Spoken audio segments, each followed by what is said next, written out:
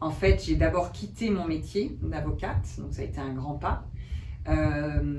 J'ai pris, alors c'est drôle aussi quand j'y pense, j'ai pris 9 mois. Voilà, pour laisser en fait ouvrir vraiment un espace de vide.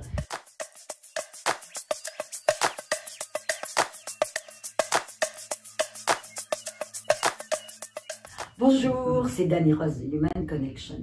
Alors, à travers un de mes voyages au Mexique, j'ai eu la chance de rencontrer cette femme exceptionnelle qui est nomade, digitale, mais on pourrait dire multidimensionnelle. Elle va nous expliquer ce que cela veut dire.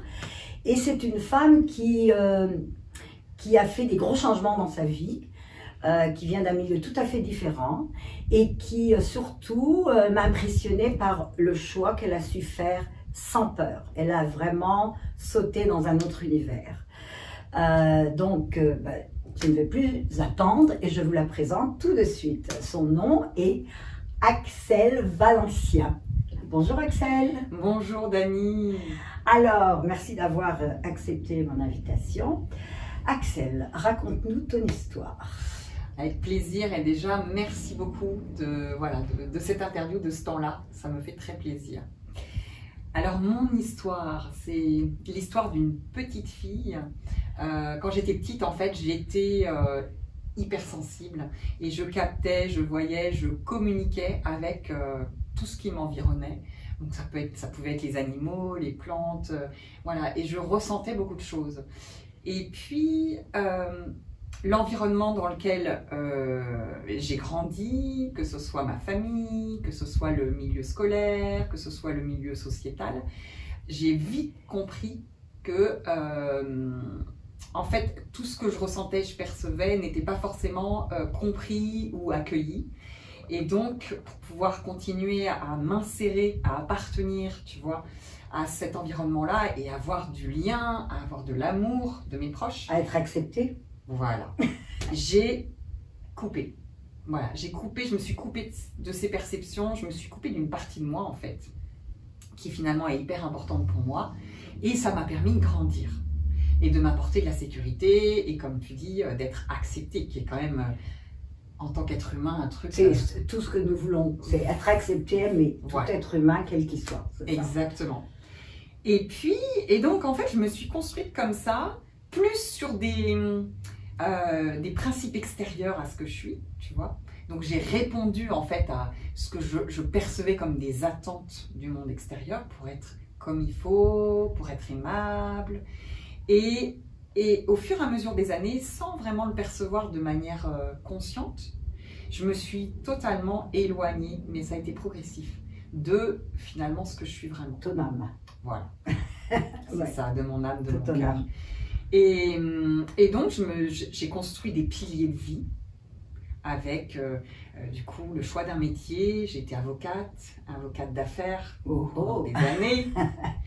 Je me suis mariée avec un homme adorable, ouais. Voilà, beau, qui correspondait en tout cas à beaucoup de choses qu'à l'époque comptaient pour moi. J'ai eu 3 magnifiques fils, j'habitais au cœur de Paris, à l'époque je pensais que ça me correspondait. Enfin bref, je me suis totalement quittée, j'ai envie de dire, hein, oubliée, jusqu'à un moment où je sentais qu'il y avait quelque chose qui clochait dans ma vie et ça devenait de plus en plus fort, tu sais, comme vraiment un petit ding ding ding ding ding. Tu ne te sentais pas vraiment tu avais tout pour être heureuse, mais tu ne te sentais pas heureuse. Est-ce qu'il y a un moment donné dans toute cette évolution de ta vie, ce cheminement, où tu as des moments où tu t'es mariée, tu as eu des enfants, est-ce qu'il y a des moments où tu avais quand même des moments de plénitude, où tu te sentais vraiment heureuse, où il y avait... Tu sentais toujours un petit manque? Ah oui, j'aime beaucoup ta question parce que oui, il y a évidemment plein de moments où je me sentais pleinement heureuse. Et ces moments-là, en fait, c'était les moments où j'étais pleinement reliée à mon âme, à mon cœur. Donc ça pouvait être des moments de lien authentique, tu vois, ou de reliance avec la nature, ou j'aime beaucoup la musique, je joue plusieurs instruments et quand je jouais, bah, en fait, il y a tout qui s'ouvrait et là, je me sentais à nouveau rassemblée. Rassemblée, voilà. Oui, oui, il y a eu tout ça, mais si tu veux, je déroulais une vie qui était pour moi finalement une vie en surface. Et au fond de moi, il y a vraiment une femme et une petite fille qui pleuraient et qui savaient que la vie avait un autre goût. En tout cas pour moi, elle avait vraiment un autre goût. Alors est-ce qu'il y a un moment donné, il y a eu un événement où il y a eu vraiment un déclic qui vraiment t'a fait? C'est plus ça. Et tu avais plus ou moins quel âge? Alors en fait, il y a eu comme plein de petites déclics. Qui, tu sais, comme si tu prends un marteau, il y a un mur et puis tu tapes à plusieurs endroits. Au fur et à mesure, ça fragilise le mur, puis à un moment donné, le mur tombe. Ah oui, tu belle vois. image. Oui. Et moi, eh ben, il a fallu tous ces petits coups de marteau. Ça n'a pas été d'un coup. Et c'est venu par plein de biais différents. Notamment, en fait, il y a eu peut-être vers l'approche de mes 40 ans. 40 ans. Voilà, quand j'approchais de cette quarantaine, où je voyais que dans ma vie, en fait, ça a été la naissance de mon troisième fils. Je l'ai eu à 37 ans. Et chaque grossesse m'a permis de prendre conscience que j'étais un peu à côté de la plaque, j'ai envie de dire, de ma vie, en fait. Okay. Et de plus en plus m'a permis de faire des nouveaux choix. Et cette troisième grossesse, j'ai envie de dire, m'a permis de me mettre moi aussi au monde, beaucoup plus telle que j'étais en tant que femme. Alors, c'était quoi la différence entre chaque troisième grossesse? Eh bien, en fait, à partir de cette troisième grossesse, ça m'a tellement remise en contact avec le vivant à l'intérieur de moi, avec, je sais pas, mais quand j'étais enceinte, je me permettais des choses que je n'osais pas me permettre quand je l'étais pas.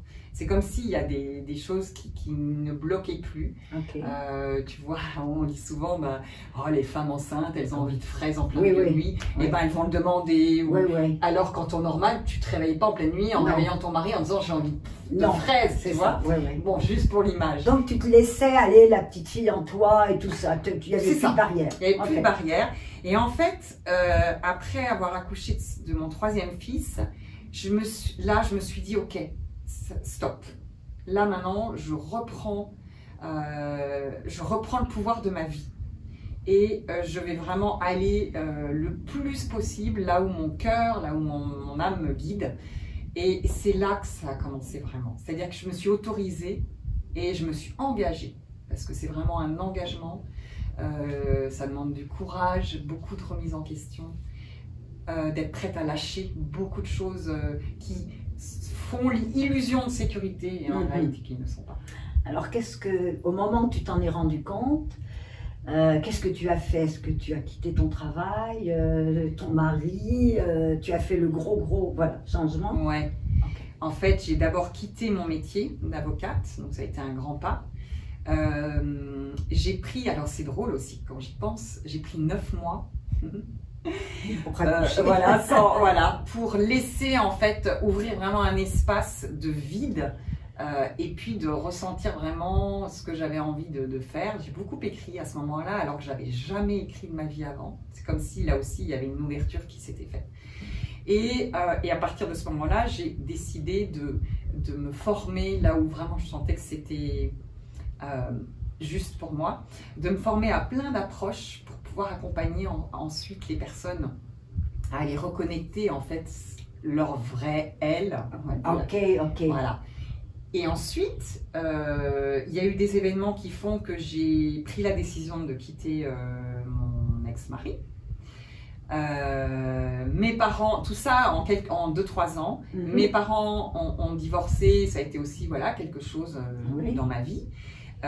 Et j'ai mon deuxième fils qui a traversé sur plusieurs années une période où il a été à certains moments entre la vie et la mort. Et donc, tout ça a fait que j'ai perdu tous mes fondamentaux. En fait. Tous mes piliers de construction se sont effondrés les uns après les autres. Par choix aussi, parce que finalement on choisit toujours ça, parfois c'est inconscient. Oui, c'est inconscient, oui. Mais ça m'a permis de me retrouver sans ces piliers-là et d'aller vraiment chercher cette force en moi, cette vérité, cet amour en moi pour me remettre en vie. Oui, pour me... Alors, tu dis que tu as fait plusieurs méthodes. Alors, est-ce que tu pourrais nous dire, par exemple, quelle méthode ou quel coaching ou ce que tu as fait? Oui, alors tellement de choses en fait. J'ai commencé par la première chose, ça a été la communication non violente, qui est un processus de communication, de dialogue en fait, avec soi et avec l'autre, qui est très profond puisqu'il va prendre en considération l'ensemble de la personne, l'ensemble de l'être, avec à la fois, tu vois, au niveau de ses pensées, de son mental, au niveau de son cœur, donc des émotions, des sentiments, au niveau de son ventre. On dit toujours, on dessine un bonhomme en fait en communication non violente. Le ventre, c'est les valeurs, les besoins fondamentaux, et puis les jambes, c'est l'action. Et donc c'est un processus qui va réharmoniser tout ça et le mettre au cœur de la relation, pour qu'en fait, par exemple, toi et moi, quand on se parle, on se rencontre vraiment au niveau du cœur. Voilà. On remet ça dans la communication. Souvent, on est plutôt là. Et donc, c'est un peu le ping-pong, c'est les Legos. Là, on remet ça aussi. C'est le cœur, c'est l'ouverture. On remet tout, en fait. C'est ça. Ah, très intéressant. Donc ça a été une première chose. Et puis ensuite, je me suis formée, je suis praticienne en hypnose. J'ai fait beaucoup de formations de pratiques chamanisme, en mindfulness, en tantra aussi, en fait, on appelle ça le scan thérapeutique, donc les lectures énergétiques des personnes. Et ça, tu l'as appris. C'est pas quelque chose que tu as ressenti. C'est pas venu automatiquement dans ton ressenti. Tu as dû l'apprendre et pratiquer des techniques. Alors en fait, pour tout te dire, il y a beaucoup de choses que je porte en moi comme chaque personne. Mais j'avais un vrai challenge dans ma vie, c'est de me sentir légitime. C'est de retrouver cette légitimité à être ce que je suis en fait. Et du coup, j'ai eu besoin de passer aussi par toutes ces pratiques-là pour me redonner ma légitimité et puis aussi pour me développer, apprendre et pouvoir du mieux que je peux accompagner les autres. Tu vois, il y avait ces deux choses en jeu. J'avais aussi envie d'être une praticienne qui s'est formée, parce que quand on se forme, on traverse tous les processus aussi. Absolument. Donc on évolue. Et il y avait les deux. Il y avait la légitimité et le fait de pouvoir pratiquer le mieux possible. Mais il y a tout ce que je n'ai pas, tout ce vers quoi j'ai pas été en termes de formation et qui est là en tant que je suis. Qui était déjà là. Donc ça a juste réveillé, parce que des fois, tout est en nous finalement. Mais au moment où tu as fait cette démarche, est-ce que tu étais consciente, tu voulais devenir praticienne ou tu voulais le faire pour aider les gens? Est-ce que déjà dans ta démarche du début, c'est ce que tu voulais? Ouais, en fait, depuis toute petite, j'ai un rêve. C'est de pouvoir accompagner le fait qu'on retrouve tous sa raison d'être. Et la raison d'être, c'est justement, c'est la vie. Absolument. Et elle est tellement différente d'une personne à l'autre. Voilà.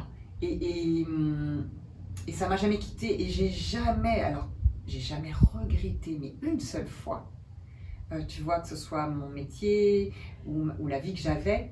Et j'ai l'impression d'avoir déjà plein de vies quand je me retourne. Et je les aime toutes, ces femmes que j'ai été. Je les aime toutes. Ah, c'est beau ce que tu dis. Mais tu as été toutes ces femmes. Voilà. Ces femmes. Mais tu n'es plus du tout, c'est-à-dire que la femme que tu es aujourd'hui, tu n'es plus du tout cette avocate. Elle n'est plus là. Rien à voir. C'est-à-dire je l'honore encore. Elle fait partie de mon chemin de vie, tu vois. Mais aujourd'hui, je me sens tellement autre. En fait, beaucoup plus, finalement, ce que je suis vraiment, quoi.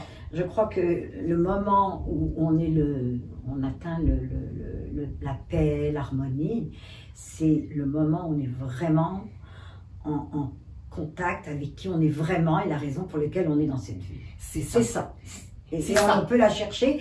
Il y a des personnes qui vont jamais la rencontrer, qui ont même parce qu'ils veulent pas s'ouvrir, ou ils savent pas, ou ils en sont pas conscients. Ou ils n'ont pas choisi ça. C'est ça. Parce qu'on a tous peut-être des choix différents Absolument. Quand on vient ici. Et on doit respecter. Moi, maintenant, j'ai à cœur, après avoir fait beaucoup d'interviews, rencontrant toutes sortes de gens, certaines plus spirituelles, d'autres des aventuriers, d'autres des gens qui ont fait la guerre. Et on a tous, ce que j'ai réalisé, et ça j'en suis persuadée, c'est on vit vraiment chacun dans notre réalité. Et en ce moment, il y a tellement pas des guerres ou des familles, des gens qui ne se parlent plus, parce qu'ils vivent dans une réalité et ils pensent que la réalité de l'autre n'est pas la bonne. Et je crois que ça, c'est quand même très important. C'est hyper important. Et puis, en fait, pour moi, presque tout est question de s'autoriser.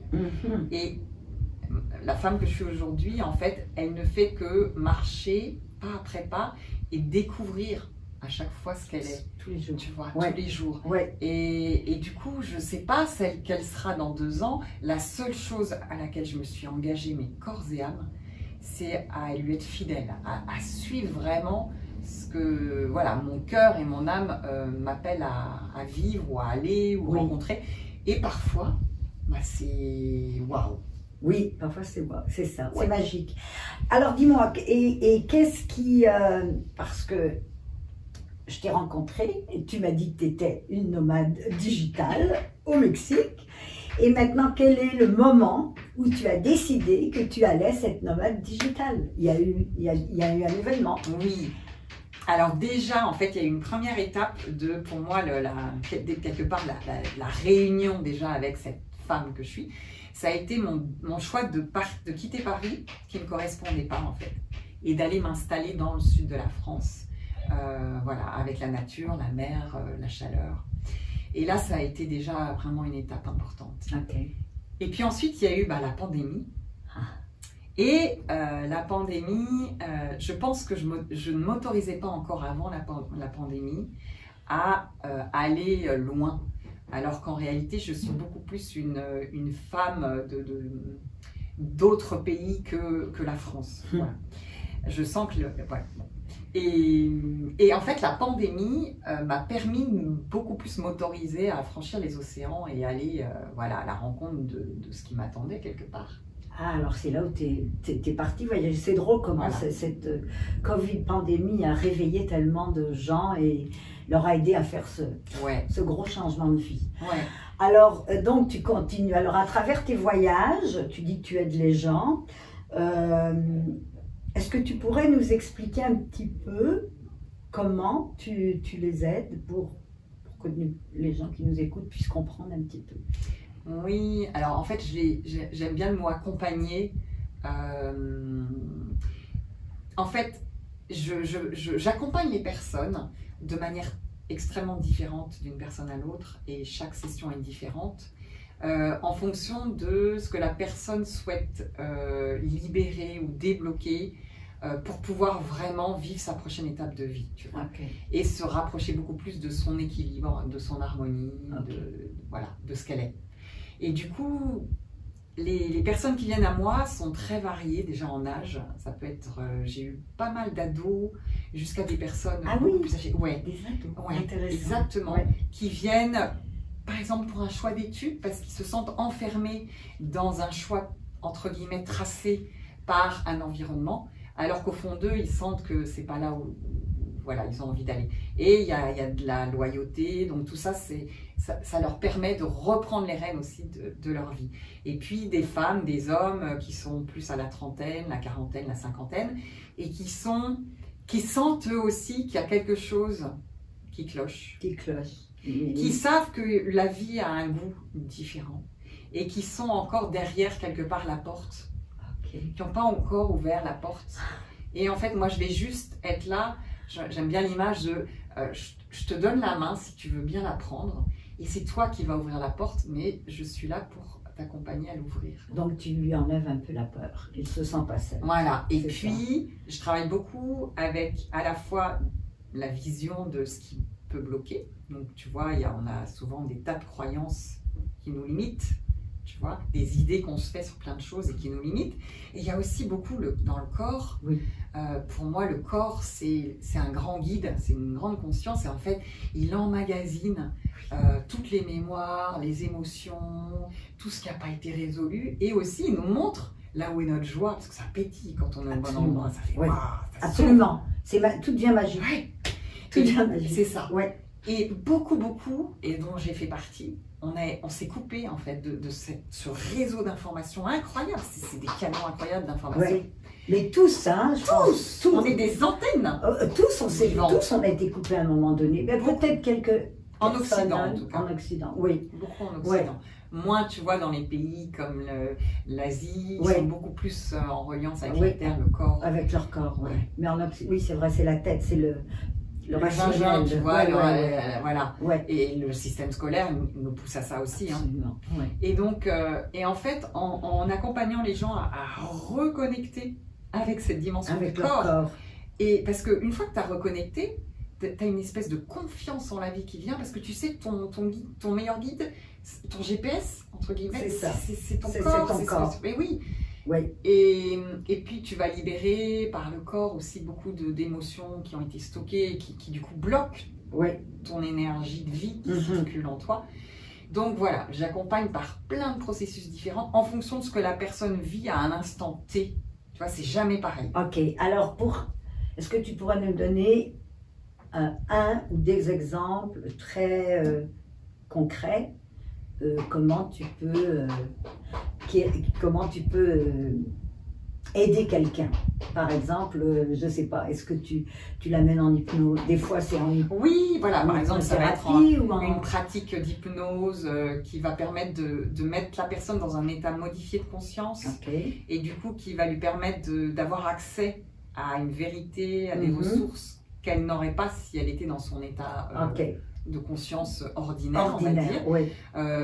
J'ai des pratiques chamaniques, donc aussi, même avec le tambour, avec la voix, ça va ouvrir aussi des espaces différents, d'états modifiés de conscience. Il va y avoir aussi des pratiques où je vais accompagner la personne à re-rentrer dans son corps et à laisser simplement les sensations être. Et le corps est tellement intelligent qu'il va aller en fait guérir, libérer des tas de choses, mais avec la personne qui est présente à ça, donc il y a des protocoles en fait que tu as pris. Voilà, exactement. Ça va être par des pratiques de coaching aussi, de questionnements particuliers qui vont opérer j'aime bien des bugs entre guillemets au niveau du mental, mais qui du coup va exploser les idées pour faire place au nouveau. Alors, excuse-moi, il y a autre chose, et puis bon, après, je pense qu'on arrivera un peu à la fin de notre interview, mais il y a quelque chose de très important dont on n'a pas parlé. Tu as aidé les gens en prison. Ça, je pense que c'est très important. Alors, est-ce que tu peux nous parler un petit peu de ce moment ou cette période, ou comment tu peux aider ces gens-là en prison? Oui, alors c'est une période, j'ai trouvé ça intéressant parce que j'ai jamais cherché de manière volontaire à interagir dans ces milieux carcérales. C'est venu à moi. Alors bon, la vie c'est moi, donc quelque part il y a une partie de mon être qui appelait ça. Mais comme c'est venu par plusieurs biais, j'ai dit oui au bout d'un moment. Tu vois, je me suis dit quand même, ça fait 3 fois qu'on me pose la question, donc c'est qu'il y a quelque chose que j'ai à faire. Et donc en fait j'ai accompagné dans un premier temps des personnes qui étaient en prison, puis des personnes en liberté conditionnelle qui avaient fait de la prison, et ensuite ça a été plus les cadres pénitentiaires. Et pour moi ça a été vraiment une grande leçon de vie et d'humilité, parce que finalement on colle des étiquettes, bien sûr, tellement d'étiquettes sur ce que sont les gens. Que ce soit des étiquettes même en entreprise. Quand j'intervenais en entreprise, les directeurs ou les dirigeants étaient vus d'une certaine manière, alors qu'en réalité c'était les mêmes êtres humains que ceux qui vont venir vider les poubelles le soir. Absolument. Ce sont les mêmes. Et donc rencontrer ces personnes qui avaient commis des actes qui sont, oui, évidemment, jugeables, bien sûr, en tant qu'acte, mais derrière ça, il y a simplement des êtres humains. Et ça a été très fort en leçon de vie pour moi et en rencontre, parce que j'ai découvert que j'arrivais avec moi aussi des peurs de rencontrer des personnes qui avaient commis des choses extrêmement atroces. En tout cas, en tant qu'humaine, je peux dire atroces. Et pourtant, ça me déstabilisait à chaque fois parce que je rencontrais ce qu'ils sont vraiment, c'est-à-dire aussi avec leur cœur, avec Ah. leur souffrance, avec leur envie de vivre aussi l'équilibre, l'harmonie, l'amour, et pas le reste. Et donc, voilà, et ça m'a fait rencontrer une grande humanité, une grande humilité. Et en fait, moi, je les accompagnais avec le processus de communication non violente. Et c'était très émouvant à recontacter en eux ces parts complètement oubliées d'eux, mais ce sont aussi des belles personnes. Oui. Tu vois. Ouais. Ce ne sont pas que ce qu'elles pensaient Que être. des violeurs, Voilà, des gens qui ont tué. c'est ça. Au fond, ils ont une âme. Voilà. C'est pour ça qu'on dit qu'on ne devrait jamais juger l'autre et tout, ce qui est difficile des fois, surtout si c'est quelqu'un Voilà. qui... Exactement. Et est-ce que tu sentais que ces personnes-là, après avoir les accompagnées un peu, certaines se sont vraiment libérées? Il y a eu vraiment des très belles choses. J'ai eu des messages des mois après, puis il y a eu des petits films tournés sur tout ce que voilà, ces personnes-là avaient vécu et ce que ça leur avait fait comprendre. Et puis, comme c'est un processus qui va avec le corps, c'est pour la vie, quoi. Les déclics qu'ils ont eus, ils ne peuvent pas revenir en arrière. Et ça leur a donné vraiment des ouvertures à certains qui étaient prêts et qui avaient envie aussi. Oui. Et tu vois, c'est souvent des personnes, on a tous des besoins fondamentaux, on se construit avec ces besoins-là, mais on utilise des stratégies différentes pour aller satisfaire ces besoins. Pour la même chose, toujours. Pour la même chose. Pour être aimé, accepté. Voilà. Et eux, ils avaient pris juste une stratégie à l'opposé, en fait, de ce qu'ils veulent vraiment. Il y a l'éducation aussi, les pauvres, des fois, il y a une certaine éducation. C'est de la survie. Voilà. Ouais. Et donc là, comprendre qu'en réalité, ils portaient aussi cette harmonie en eux, comprendre qu'il y avait d'autres façons d'aller rejoindre leurs besoins humains, ça leur ouvrait des champs énormes de possibilités. Fantastique, c'est fantastique ce que tu as fait. Alors, bon, maintenant tu es donc nomade digital. Comme tu dis aujourd'hui, je vis ça, c'est mon rêve, dans 2 ans, tu ne sais pas. Mais ton but est toujours le même, c'est d'accompagner les gens et les aider à se reconnecter. Ouais. Alors, comme toujours, je vais comme je demande à tous mes interviewés, quel est le message que tu veux passer aux gens qui nous écoutent? Alors moi, ce que j'ai envie de vous passer comme message, c'est de vraiment écouter cette petite voix à l'intérieur de vous qui ne vous ment pas, de lui donner de l'espace, de lui donner le micro, et puis d'avoir le courage de la suivre. Parce que pour moi, c'est la seule chose à vivre en fait dans une vie, peu importe comment les gens vont vous regarder, peu importe ce qu'ils vont penser, d'être fidèle à cette petite voix intérieure qui finalement, c'est le comble de l'amour pour vous, quoi.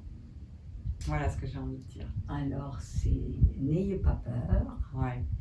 Vivez et retrouvez l'enfant en vous. Et la magie de la vie. Et la magie de la vie. Et l'enfant, en fait, il est là, et c'est comme tu dis, c'est redonner sa place à l'enfant, parce que quand on est enfant, moi je me souviens, je m'émerveillais de tout, j'avais aucune retenue en fait, on vit nos émotions, on est en reliance avec tout, et le temps n'existe pas, on est dans l'expérience, avec un cœur comme ça. Ouvert.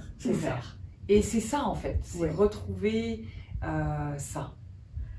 Bon, eh bien, écoute, merci beaucoup Axel, c'est un plaisir. Et puis, j'espère que vous avez aimé cette interview, qu'elle peut aussi vous aider.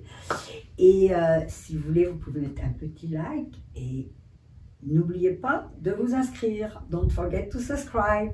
Ciao. Au revoir.